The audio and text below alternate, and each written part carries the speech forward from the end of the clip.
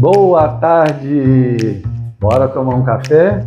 Vem bater esse papo com a gente aqui. Hoje vai estar bem legal. Meu nome é Eduardo Miranda. Boa tarde, o meu é Agatha Olívia. E aí?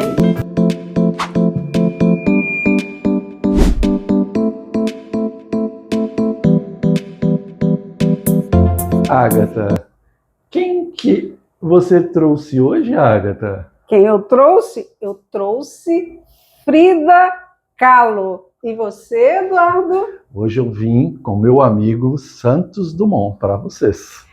Com vocês, Frida Kahlo e Santos Dumont. Hoje a gente fez essa brincadeira aqui com vocês para trazer e falar um pouquinho sobre personalidades, legado, né? Tanto do mundo da cultura, do mundo da criatividade, da criação, né, Agatha? Da arte, do poder da arte, da invenção. Essa possibilidade que a gente traz dentro de transformação, né? De reinventar e de inventar. Né? Você está muito bem de Frida. mas assim, sabe por quê, Eduardo? Eu admiro a biografia da Frida Kahlo, sabe? Um dia desses, eu estava conversando com alguém e essa pessoa muito querida e que eu admiro muito falou assim: uma vida passa e se expressa em nós de maneira muito expressiva, uma expressividade maravilhosa. Foi aí que eu me liguei, sabe, na Frida. Porque de que forma colorida, bonita, que ela expressou essa vida que passou por ela. Ela conseguiu traduzir ou pegar o sofrimento dela e transformar, né, em arte, né? Em arte. Ela usou da dor, do sofrimento. E assim, né, eu vou te contar um pouquinho da história dela rapidinho. Sim. Frida Kahlo é um ícone no México e na América Latina. Seu pai era alemão e sua mãe descendente de espanhóis e indígenas. Desta união nasceu Frieda. Assim que completou 18 anos, ela mudou seu nome. Também mudou sua data de nascimento para a data da Revolução Mexicana. Frida viveu uma grande história de amor com o pintor Diego Rivera, com quem se casou 2 vezes. Antes de ser pintora, ela foi estudante de medicina. Depois do acidente que a deixou de cama, seus pais lhe deram um presente, um cavalete especial. Ele tinha um espelho para que ela fosse o objeto de suas criações. Em 2016, seu quadro Dos Desnudos en el Bosque bateu o recorde como a obra mais cara de um artista latino-americano. Ou seja, poder criativo que essa mulher tinha. Olha a hora que ela se viu, né? Deitada na cama, cheia de dor, ela viu com essa cor toda, né? Eu até arrepio, Não, Eduardo, eu acho muito interessante que no episódio passado a gente falou um pouco sobre o sofrimento, né? A gente deu umas pinceladas sobre o sofrimento. E hoje eu estou aqui, a gente está conversando sobre as pinceladas da Frida Kahlo. Quer dizer, umas pinceladas bem coloridas, com uma expressividade de transformação. E com isso, a Frida Kahlo, ela tem a imagem, né? Uma das imagens das mulheres mais fortes conhecidas no mundo, né? Inclusive, eu estava vendo um vídeo da Madonna essa semana, mostrando a casa dela, e ela tem o quadro mais expressivo que ela mostra lá, que ela fala que o que dá força para ela é o quadro da Frida Kahlo, o autorretrato da Frida Kahlo. Bem legal, uma pessoa sendo referência para outra pessoa, né? Muito legal. Para outra pessoa importante, para outra pessoa de nome, para outra pessoa de peso, nos dias mais atuais. Então, isso me traz o quê? Me remete o quê? A gente, né? Eu vou falar um pouquinho do Santos Dumont, uma coisa bem rápida, gente. Alberto Santos Dumont nasceu em 1873, em Minas Gerais. Passou a maior parte da vida em Paris. Ele tinha 1,58 m e, para esconder sua altura, usava sapatos com salto e chapéu. Fã de Júlio Verne, a primeira vez que ele subiu ao céu foi num balão. Seu primeiro avião voou em 1906, mas como era contra os direitos do autor, Santos Dumont nunca patenteou seus inventos, perdendo assim o reconhecimento universal. Santos Dumont inventou o relógio de pulso, o hangar e desenhou um protótipo de hidroavião. Em 1926, quando soube que seu invento era usado como arma mortal, fez um apelo à Liga das Nações para evitar o uso militar dos aviões. Doente e deprimido, Santos Dumont se refugiou na A Encantada, casa que atualmente funciona como museu.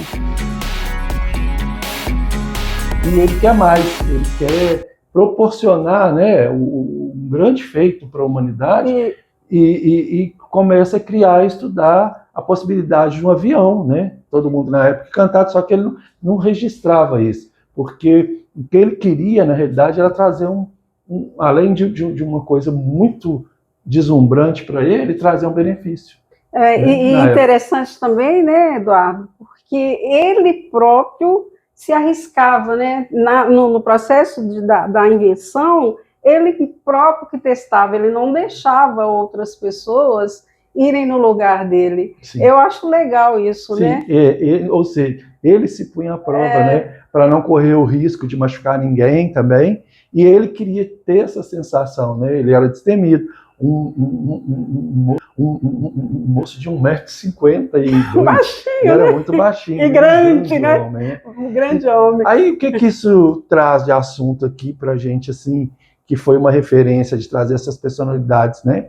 Porque como que a gente é no nosso meio, né? Como que nós nos relacionamos atualmente, né? Como que a gente faz? O que eu fico observando é que, às vezes, no nosso trato, né? E a gente vai amadurecendo muito. No começo, sempre a conversa, às vezes, quando você é muito centrado em você, você começa...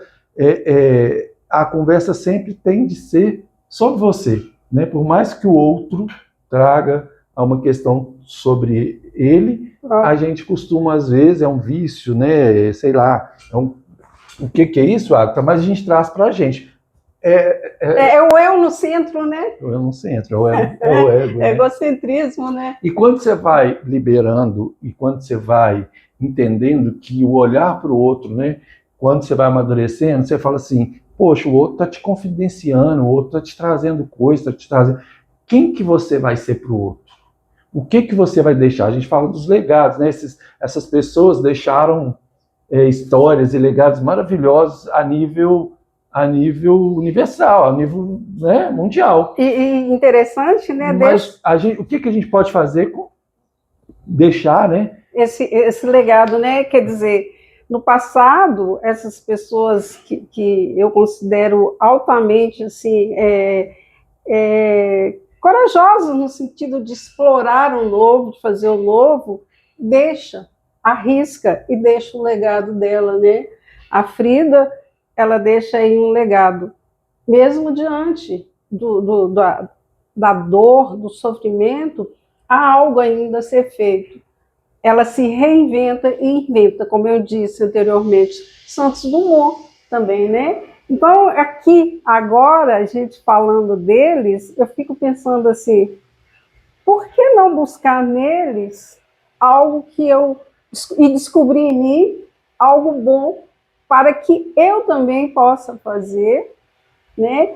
E daí, quem sabe, não com a pretensão que nem a deles, mas deixar um legado, como você está dizendo, né? E para algumas pessoas que mais tarde podem, né, se identificando e buscando essa capacidade de se identificar no outro e, através dessa identificação, ir construindo uma história mais bonita, né, com mais, como eu diria, uma história mais inspiradora mesmo. Relevante, né, para você e para o outro, porque a gente veio trazer os heróis, os ídolos, né, as referências mundiais para falar disso, mas é para trazer para o mundo da gente, porque todo mundo pode deixar alguma referência quando você faz diferença, né, no convívio diário, e aquele convívio vai fazer uma diferença na vida do outro.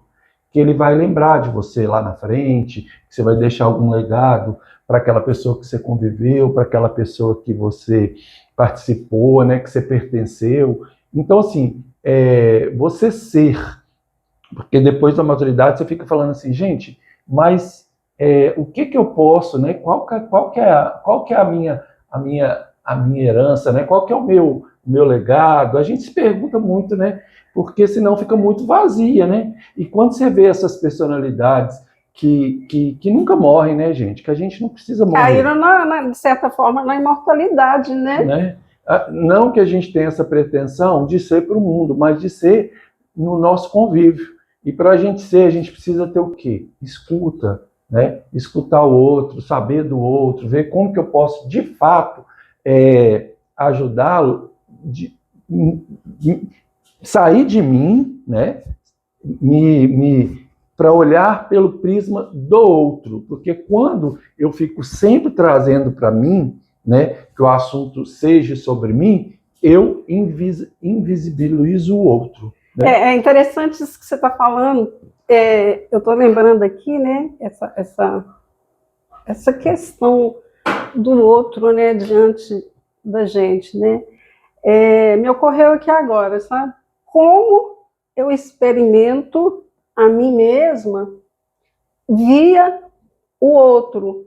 E, de certa forma, como que a gente está aqui agora se experimentando, né? Eu estou me experimentando porque eu estou me identificando com um traço, com esse outro, né, que é a Frida, e que deixou um legado que pode me tornar uma pessoa mais criativa e melhor.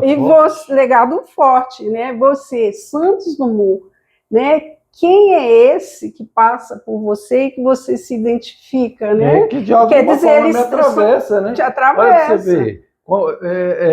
Se para mim fosse uma pessoa insignificante, eu não estaria aqui nessa personagem. Você, a Frida, você gosta de arte, você gosta de pintar, né? Você você gosta de fazer, de criar. Olha como que te remeteu às cores que ela trouxe, ou a transmutação que ela fez do sofrimento para a arte, para a criação. Olha que legal.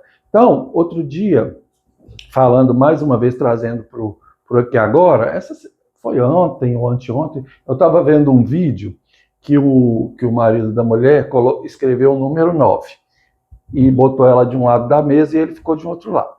E ele falou assim, qual o número que eu escrevi aqui? Ela fala assim, o 6. Ele fala, não, o 9. Ela fala, é o 6. Eu estou vendo aqui, é o 6. Ele fala, não, eu fiz o 9. Aí ele fala assim, vem cá, muda de lugar, trocou de lugar com ela. Aí pergunta para ela, qual o número você está vendo? O 9. Ele, não, é o 6. Não, é o 9. Não, eu fiz é o 6. Eu estou vendo o 6 aqui. Aí ele fala assim, convida ela para ir para os dois, para a ponta da mesa e vira o papel para a direção dos dois. E aí sim, os dois concordam que estão vendo o 9. Então, o que isso traz? É que o prisma do outro é diferente do meu, sobre um monte de coisa, e pode ser. E tá tudo bem, porque o que eu preciso é me deslocar, né? Deslocar ou juntar com o outro, ou o outro se juntar comigo, ou a gente se juntar num prisma mais amplo, né? E aí a gente consegue. Então, para isso, gente, é sempre poder, o que a gente vem trazer aqui, de fato, é um olhar mais... Eu diria assim, Eduardo, por exemplo, né? Eu estou seguindo aqui com esse 8, com esse 6, né? Ou seja, quando eles mudaram de lugar, é como se a mensagem fosse, veja através do meu referencial. Sim. Se vê através do referencial do outro. Muito bom. Quando o outro vem para cá, vê através do referencial. Aonde o outro está, né? Aonde eu estou. Isso eu falo, e é na vida, né? Isso. Na vida. Nos relacionamentos, né? No cotidiano. É importante, porque senão a gente vem trazendo aquela carga da gente ali, e você quer de toda forma, lógico, dentro do que você está vendo é aquilo ali. Mas saia, se permita sair e olhar pelo prisma, não só pelo prisma, mas pelo local referencial do também outro, do outro, da onde né? que ele traz, a história que ele veio, que tem construído ali, é importante, gente. Não para justificar qualquer, vou justificar, mas o outro teve isso. Não dá para justificar tudo em cima das suas referências, não. Porque as suas referências podem ter sido também muito errado. Mas se você for lá, você vai conseguir identificar quem que é o outro. Quem que é o outro? Aí você vai saber olhar daquele prisma. Porque tem uma história, né? Essa pessoa tem uma história, essa pessoa tem um lugar, né? Que é diferente do meu e tá tudo bem. Então, quando eu faço isso, eu crio o quê? Empatia, né? Eu consigo olhar o outro com mais empatia. Porque hoje em dia, em tempos de consegue internet, acolher melhor o outro também, né? sim, de tantas notícias, né? E todo mundo cheio de opinião, né? Vê um post, vê alguma coisa e já vem com aquela opinião toda formada. Parece que a pessoa se profissionalizou naquilo. Eu estava vendo um rapaz falar que as pessoas lêem um artigo de saúde, se acha mais entendedor do que um médico, lê alguma coisa sobre psicologia, se acha mais entendedor e com mais propriedade para falar do que um psicólogo que estudou a vida inteira. Então, assim, por que a gente está falando isso aqui? Antes de formar uma opinião, vamos lá, né? Vamos dar a volta. Vamos tentar fazer uma mesa redonda, onde a gente pode circular, né? Que é ver o prisma de todos ali em volta daquela mesa. Então, o convite é esse, porque a gente consegue ser mais igual você falou, empático e mais, como que se diz? Sabe, mais né? atento, né? Até mesmo a partir quando você muda de lugar, supostamente mais sensível à questão do outro, né? Eu acho interessante quando eu falo da Frida, isso que Eduardo está dizendo, né? De sair, né? Porque a Frida, ela colocou um espelho para pintar o autorretrato, ou seja, foi através disso, através dessa interioridade dela, do autorretrato, que ela pôde se expressar. Eu acredito também que a partir, né, dessa intimidade conosco mesmo, que a gente consegue ir até o outro, trocar de lugar com o outro, que ela fez, né? estar com o outro sem se abandonar, né, Eduardo? É verdade. E olha o que ela fez. Ela se viu num espelho, né? De outro ângulo, né? Em outro ângulo, que nem ela se viu de lá de cima e ela viu aquelas cores todas, né? Onde que aquilo levou ela? É muito bonita a história, muito significante, né? É significante e, de certa forma, também essa expressividade, né? Essa vida que passa e essa expressividade que passa em nós e que nos leva até o outro e que a gente é capaz de perceber no outro, manifestar-se e, quem sabe, né, o outro, dentro daquilo que ele está construindo internamente, né, é capaz de também se espelhar e buscar algo de melhor, né, de um colorido melhor, mais vivo, né, mais expressivo para a própria vida. Verdade. Eu convido vocês a olhar as pessoas que hoje te chamam, que às vezes no primeiro momento elas não te chamam muita atenção. As referências que hoje a gente tem que não te chamam muita atenção.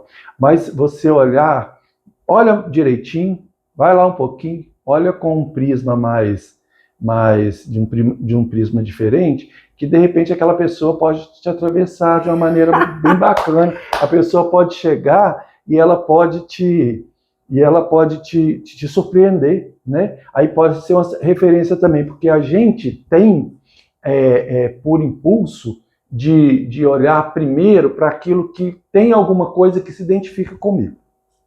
Mas e o diferente, quando eu abro o meu leque, quando eu abro e falo assim, peraí, aquela pessoa ali desvia um pouquinho, gente. Vamos tentar desviar só do que dá foco para a gente. Quando eu abro o meu olhar, aquela outra pessoa que às vezes estava lá no cantinho, pode ser o maior referencial, pode ser a pessoa que vai te trazer as maiores novidades, que vai revolucionar um monte de coisa na sua vida e que vai ser uma referência. Normalmente, muitas pessoas que hoje são reconhecidas como referência, em algum momento elas foram totalmente ignoradas.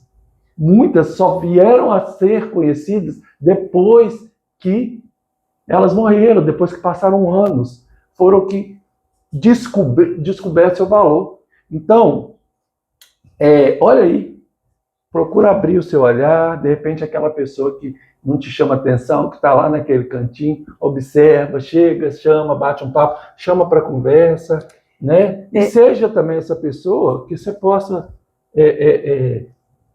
abranger, né? E trazer o seu eu, mostrar o seu eu para mais pessoas, né? Para mais pessoas te conhecer melhor, olhar com seu prisma. Faz isso se você conseguir, se você tiver espaço. Eduardo diz, observa. E realmente há algo a ser observado. Sabem que nós somos mestres na evitação. Eu vou evitar o que me traz desconforto. Eu vou onde eu tenho alívio. Então, assim, também esse olhar diferente, às vezes, a gente tende a bloquear isso dentro da gente. A gente não quer ver, a gente não quer conviver, a gente não quer haver com aquilo que está à nossa frente, e aí a gente bloqueia internamente esse olhar para o outro, né? Sendo que, se você estiver aberto, de lá vem coisas interessantes para integrar e não excluir. Eu acho isso, assim, que importante, sabe? Porque eu costumo falar muito aqui nessa consciência, né? Porque para mim a chave é essa consciência, de que forma eu experimento a minha vida, de que forma eu me experimento estar comigo, de que forma eu me experimento estar com o outro, que intimidade eu tenho comigo, no sentido de um autoconhecimento, para eu ir até o outro. Hoje, a gente está aqui, né, na condição de Frida Kahlo e Eduardo dos Santos Dumont, uma tentativa de levar para vocês um pouco dessa personalidade forte, criativa, inventiva não, capaz de inventar. E assim, eu acredito que não tenha sido um processo tranquilo, leve, porque embora a vida seja também cinza, ela pode ser colorida, expressiva. Exatamente. A gente é que vai dar esse sentido para a vida. Isso. Vai lá, naquele lugarzinho assim, que às vezes que te incomoda, que você não quer lidar, às vezes ali pode estar um tesouro. Pode, né? Está só bloqueado. Tá só bloqueado. Então, vamos parar de olhar para iguais, né? Hoje em dia, o algoritmo já faz isso muito forte. Sai disso. Deixa só lá no virtual para o algoritmo fazer isso, só te conectar com o que é parecido com você. Vamos tentar fazer o oposto? Vamos nos conectar com o que é diferente? Vamos tentar ter um olhar para o que é diferente? Que ali pode trazer muita surpresa. E aí você pode ser mais complacente, você pode ser mais, né, Agatha? Um olhar mais carinhoso com o outro e pode descobrir um tesouro. Tá bom? Aqui, então, só para encerrar. O Eduardo trouxe o 6, né? Aí dá para ser o 9, dá para ser o 6, e dá para colocar na horizontal e fazer o infinito. Isso significa o quê? Nós temos infinitas possibilidades, infinitas visões, infinitas construções. Então, expanda. Isso. É bom. Muito bem. E muito obrigado. Esse foi mais um papo aleatoriamente com você. Pegue seu café e bora. E outra coisa, gente, não esqueçam, é muito importante pra gente. Quando vocês for lá na nossa página, inscreva no canal, clica no sininho, né? Porque o YouTube, toda vez que a gente colocar um vídeo, vai te avisar. Compartilha esse vídeo se você achar interessante, né? Para a pessoa que você achar que tem a ver de você mandar esse vídeo. Isso é importante porque isso vai fazer esse canal expandir e trazer mais gente para cá. E quando for que a gente fizer aquele bate-papo, onde a gente vai trazer vocês para participar para a conversa, vai ter um monte de gente. Quem sabe a gente vai criar uma rede bem bacana, né, de amigos aqui, tá bom? Isso. E então, lembrando, né, que você que está aí nos assistindo pode ser o nosso convidado um dia. Isso. Então, não esqueça. Comente E coloque. Eu quero estar com vocês. Isso aí. Boa tarde. E até o Beijo próximo. aleatoriamente. Prefiro ser essa metamorfose ambulante. Eu prefiro ser essa metamorfose ambulante do que ter aquela velha opinião formada sobre tudo. Do que ter aquela velha opinião formada sobre tudo.